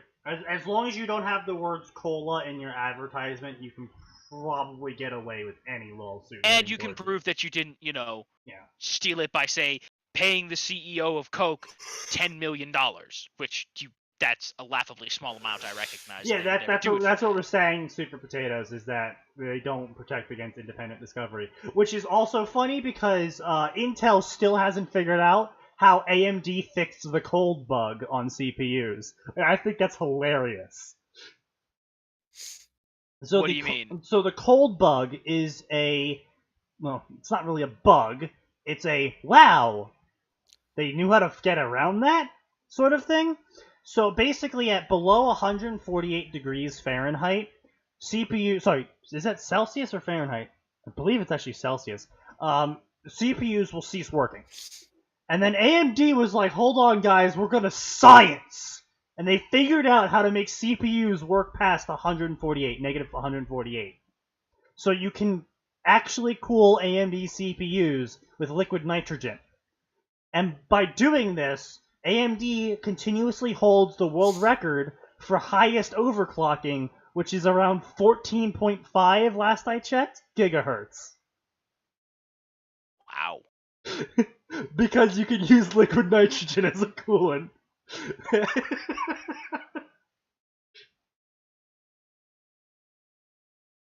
But yeah, no, tech stuff can get really cool and interesting. But yeah, no, AMD just threw enough money eventually at the whole hyper-threading thing and figured out how to do it. Also, technology. 1 core. 2 core. 4 core. Sorry, 3 core. Remember the 3 cores? 4 core. Hyper-threading. 6-core, 6-core with hyper-threading, 8-core, 8-core with hyper-threading. AMD, what are you doing? AMD, no, 32 cores! AMD just like, hold on guys, we're no longer doubling. We have to go higher. Technology. Money really does solve problems. Yes, it does. Oh, it solves lots of problems. Link deleted. Yeah, just drop links into the Discord. 14 gigahertz over.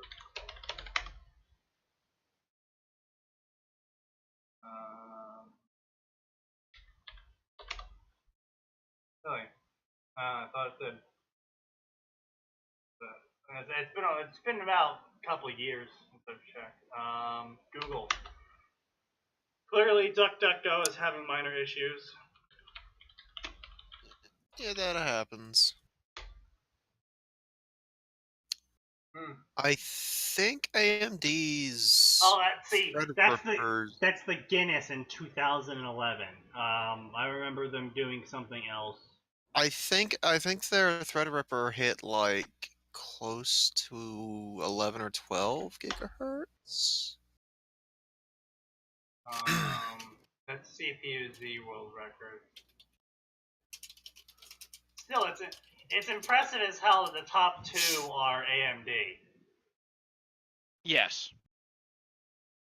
Well, I would say that his thing, right? When I see something like that, I assume it's like the guy. I think it was Nike that set up a challenge, like anybody who breaks a world athletics record gets 10 grand, and so a guy kept breaking the world record for high jumps by the smallest margin he possibly could.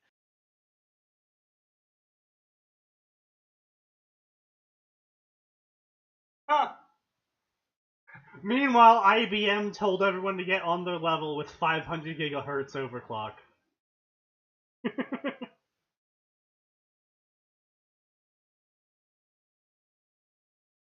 Calm down there, IBM. Oh, IBM. Extreme not stable.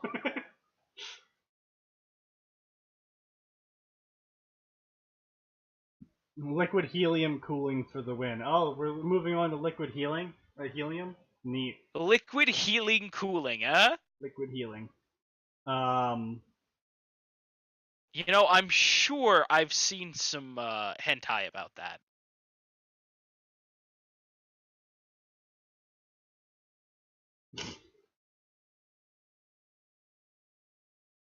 That's fine.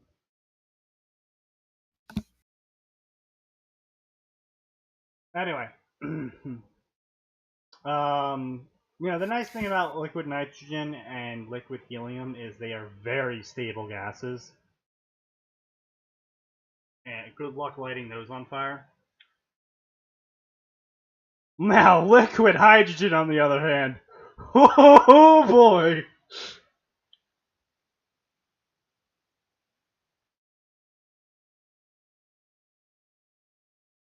I think that the problem with that would be that it would literally pass through millimeter light holes in the CPU.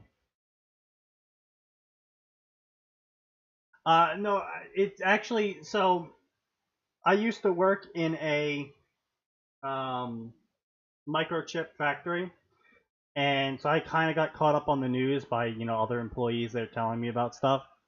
And they're actually scaling back 8 nanometer and 10 nanometer, and they're moving more towards 12 and 14 again because of the sheer cost involved in the lower than 10 nanometer chips, and the profit margins from the lower nanometer chips were just nowhere near enough to justify the hundreds of millions of dollars it costs to add even one machine chain to make a 8 nanometer chip. Like, the cost is exponential for each, like, iteration smaller. Liquid hydrogen does not like the existence of things.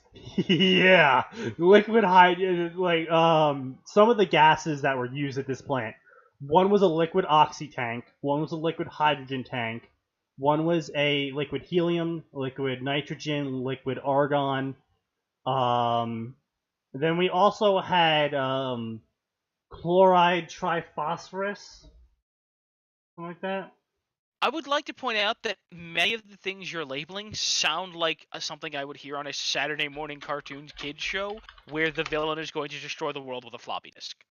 Ah, yes. Yeah. Chlorine trifluoride is a fun chemical. It's And by fun, we mean it's probably best if you stay more than 1,000 yards away from it at all times. Oh, more than 1,000 yards, definitely. It is a very fun chemical used in nuclear fuel processing and microchip creation. Okay, so Sneaky, on a scale of 1 to mustard gas, where does it fall? Area has been deleted. Ah, I see. The containers for chlorine trifluoride have to have a coating at all times of fluorine inside them, because the fluorine is the only chemical in the world that does not react with chlorine trifluoride. And basically it's a very powerful acid. It's colorless, poisonous, corrosive, and extremely reactive to everything in existence. And the second it touches water vapor, the area becomes annihilated and mustard gassed. My favorite thing is when we discover chemicals that explosively react with air or water. Yeah, I know, right? Yes, chlorine trifluoride can and will burn through several meters of concrete. Jesus. It really doesn't like the existence of anything. Literally, existence itself is offensive to chlorine trifluoride. And it's not a case of like, oh, you only notice the leak after a while with chlorine trifluoride. If anything carrying chlorine trifluoride has a leak on it, you notice immediately. Not because of a color that it emits or an odor that it emits, because it doesn't emit either of those. You notice it immediately because of the massive raging fire that has consumed the entire area.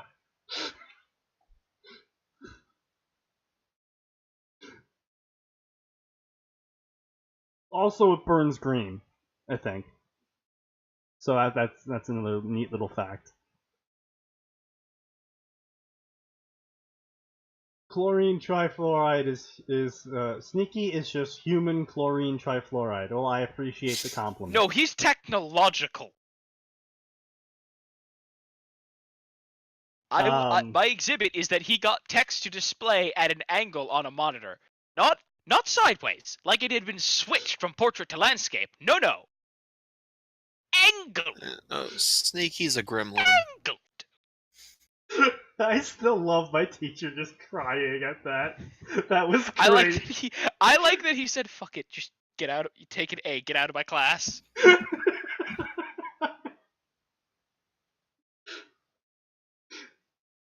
And then there was the other teacher where half my screen turned green when it was supposed to turn the whole screen blue. It was literally 5 words of code in HTML5. And the teacher's just like, fucking hell. I remember, would you like to know something that I think will make you happy? You were used as a warning to other programming students. Was I? According to some of my friends who took programming classes. What used as a warning? How? Like your text going your angled text. That's a reason why you always have to clear your computer. Yes. And to never trust anybody else to do your coding for you. I'm not surprised. He was really sad about that. Oh, anyway, let's keep going. Okay, so, chaos has consumed the world. Blah, blah, blah, and then suddenly a chair appeared, and blah, blah, blah. Music played loudly as the chair arrived. Lightning flashed. Good, Sneaky. The chat is as confused as your teacher was. I actually have a picture of it. Yes, I know. Show them. And yeah, I'll bring it up in a second. Angled text. It angers me so much.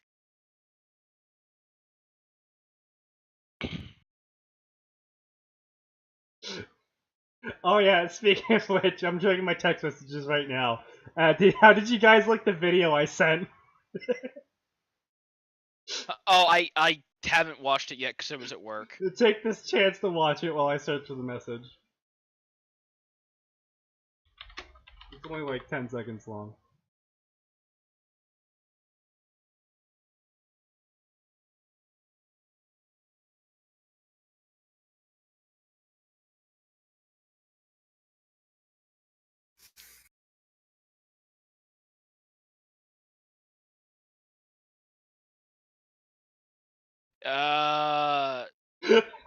Sneaky. Apparently they can't see the screen.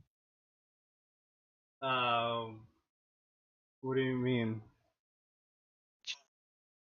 I don't have any dropped frames. What do you mean you can't see the screen?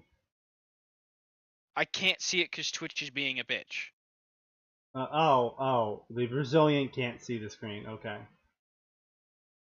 No, I'm looking for the photo right now.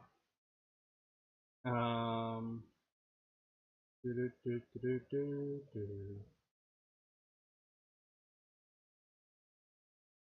mean, look, you're not the only one who has to deal with that, Sneaky. Oh, what the shit? The photo's gone from my text messages. I think I have it. I know you've sent it to us on the server somewhere. Yeah, I've sent it to you before. Yeah, no, I'm looking at the exact spot. This is my life. What the hell am I looking at? I broke Linux. Stop fucking up Linux. All I did was hit enter. Okay, hold on. That's from our text history? Oh, no, that's from my text history with the person I originally sent this to. Oh, okay. Let's see. Yes, me telling you to wake up and stop fucking your sleep schedule up. You know you need to have at least 2 PhDs or published a memoir on Linux before you're allowed to press enter. Or shit like this happens. You can't tell me what I can or can't do. Fight the power. Yeah, and look where that got you. No, but like, I know you sent it to us on the server. I just don't remember which server. Maybe did I a PM? Save it? I probably saved it somewhere as well. Where? The question is, where would I have saved this? That is the same exact question I have for myself.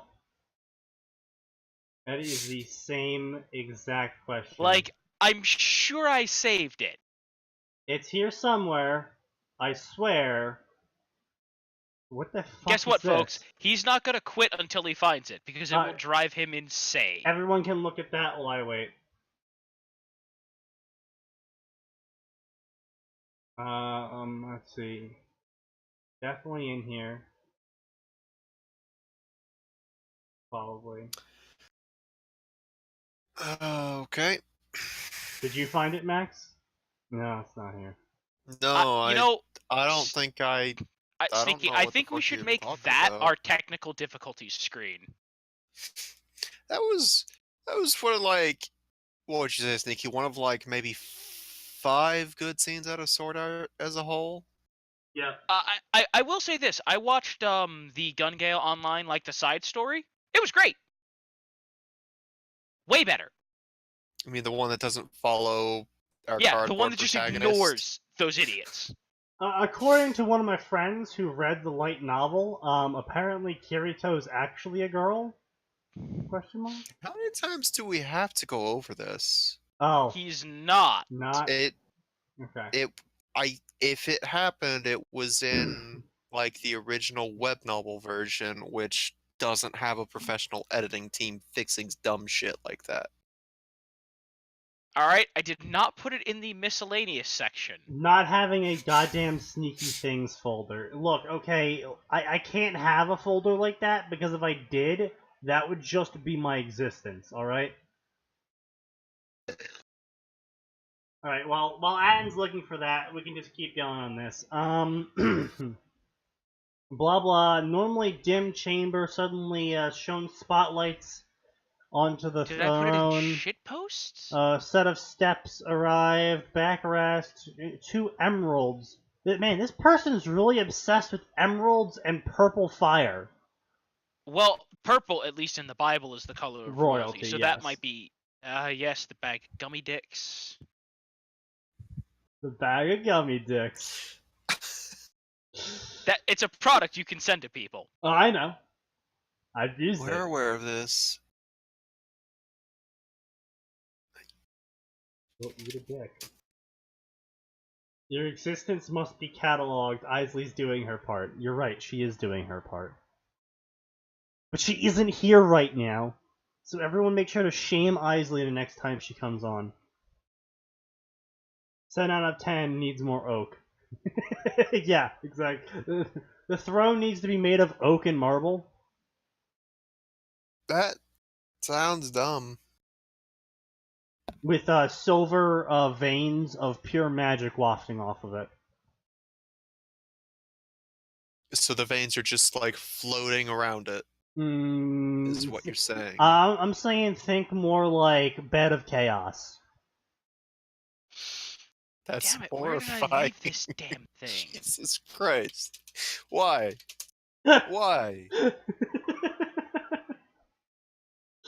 No, it's definitely not in the D&D story section. The chamber dissolved into a mix of delight and horror at the sudden change, for that could only mean one thing. That means there was a throne and there was now a sovereign ruler. Then why is there even a Wizengamot if there's a sovereign ruler? Just, saying. Other members of the Wizengamot had been due to discuss that day were tabled as members moved to discuss the transfer of magical Britain from pseudo-democracy to absolute monarchy. When the members could never have guessed it was the new king was both small child, but one who would only know of the world for a few short hours. Hogwarts, 31st July 1991. And Dumbledore is sitting there pontificating, and then he got shot out of his seat as he was saying wizard, so he said wizard. You know what? If ever there was an excuse for Dumbledore to be angry at Harry, it would be because the 140-year-old man got violently ejected from a chair. Yes, I is the Azide. Yes, the hyper nitrogen conglomerate. Yes, that is very potent. But the difference between chlorine trifluoride and liquid oxygen, liquid hydrogen mixing together, the difference between all those and AAA is AAA hates existence, not things that exist. AAA hates existing. It literally deletes itself upon existing. Yeah, that's the other thing. I like that we, as mankind, found things that disliked existing so much they actively tried to not, and we're like, no, we need you. Except for the part where we can't with AAA. No, I'm aware. I'm just saying, we're like, we try to keep it around. We can't, but we try. Yeah, I think the largest known existence of AAA was like a 1/16 of an ounce or some shit before it exploded. Okay, now when you say exploded, how violent an explosion do we mean? Do we mean like a frag grenade? Try like around 3 sticks of dynamite attached to a Roman candle per drop. Seems excessive. Oh, it's 9 o'clock. Yay. Oh, look at that! We've managed to not read this story for a significant amount Actually, of time. we're done. Yeah. Oh, before you end the stream, we should chill for a game that we all really like that's on sale right now. Is that Rocket League? Interplanetary? Lethal League Blaze is on sale $14, and we just got a new character for free at Oh, yeah. the game this week. Oh, Look, excellent. Lethal League, ton of fun. Don't buy it. Buy Lethal League Blaze. Way better soundtrack. Yeah, Lethal League Blaze and Interplanetary both are hilariously fun games, and I think Interplanetary is still on sale. However, we Even will if it's caveat not. these by saying that you need friends. Yeah, of course. But even So if you're a sad, Interplanetary isn't- friendless loser, like we used to be, No, Enhanced Edition is not currently on sale. That is a shame. Damn. Interplanetary, however, is quite cheap. It's like, what, $10, $15? 15. Yeah. Even not on sale, Interplanetary Enhanced Edition, which is the edition you should buy, is still fairly cheap. And if you have friends and you're like, You can't buy the old edition. I think the old edition just comes Okay. bundled with it now. if you have a group of friends and you're like, what should we play today? Definitely try out Interplanetary and Lethal League Blaze. Interplanetary is a fun little game which we should all stream again sometimes. sure thing.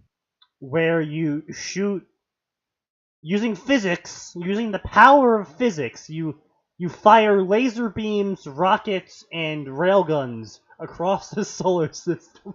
All right, now Sneaky, I'm gonna try to curve this around you. Actually curves it around. Snaky, it's time for our bicentennial railgun Olympics. Railgun Olympics. Oh yeah, orbits are included. My favorite part is how we actually did damage to other people by just shooting at each other and curving them around. That's because Max is actually good at it, and your aim is the most abominable thing since man invented black powder rifles. Thank you. Hold on, guys. I gotta fire my double triple barrel guns. Excuse me? Okay, look, at least you were better than Max with his 38 missiles per fucking turn. No, I'm pretty sure 92 triple double barreled railguns is not better than 38 missiles. No, because here's the thing, right? If Matt got angry enough at you, you could just start spam clicking the railguns. You can't do that with the missiles. That is true. That's personally why I like MIRVs more than missiles. I mean, it wasn't much better when I took a Henning and said, I will only build railguns.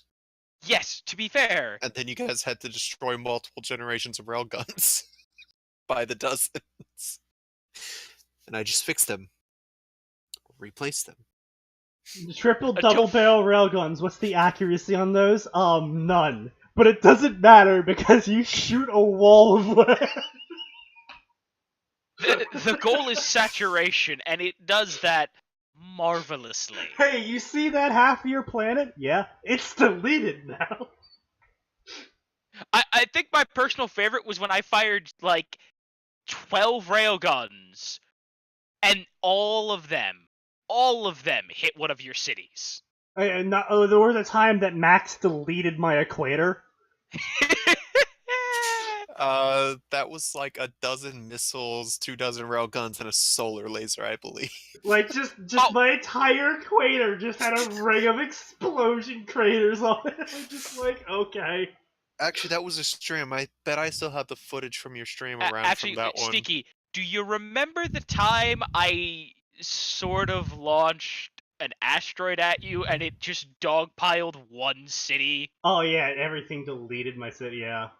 That was great. I also Horrible remember- for the people. I also Didn't that remember the happen time. because he was on the outer orbit at the Yeah. time? Like he was on like, the Yes, second or third I was ring in? aiming for you, but his planet drifted into the orbit of my asteroid launch. Before it could fully disperse. And not only that, I remember the time that someone shot an asteroid at me, and then it curved around me and hit them instead. Wasn't that Max? I think I that hit was. myself. I think that was me. Yeah, it was Yeah, I'm Max. pretty I sure it think. was Max. Yeah. I honestly that game I got so silly with that game. Interplanetary I gets eventually silly. started like I can do figure eights and stupid pictures with my railguns now. Anyway, as I don't think I'm going to be streaming any games, so I'll be streaming Sekiro, but I know Max wants to get back to Sekiro. Atin's probably just going to go do Atin things. But anyway. What? We've What the hell does that statement mean? I don't What know. do you consider Atin things to be? The stuff Atin does. Like what? I don't know. Eat food, breathe air. Oh, Sneaky, by the way, you know what else is super stream friendly? What? Yakuza 0. Ah. No, that is So- not stream friendly. It is though, as long as if you have to, you can set an H gate for it. Yeah, okay. That's fair. That's an important qualification to include, Max, because there are points where you do things like help a Anyway. dominatrix gain her confidence. So, I know, welcome I've been through that side and story. goodbye, everybody. We will see you next Tuesday, next Friday, and no, I don't think there's any stories we're going to be covering Tuesday again. But we will see you all next Friday, and then next Tuesday, and next Friday, and next Tuesday, and next Friday, and then, just every Tuesday and Friday. You get the point. 7 p.m. to 9 p.m. we generally go to, and this is what we do here. So we will see you all next time, because there is always more, and it will always get worse.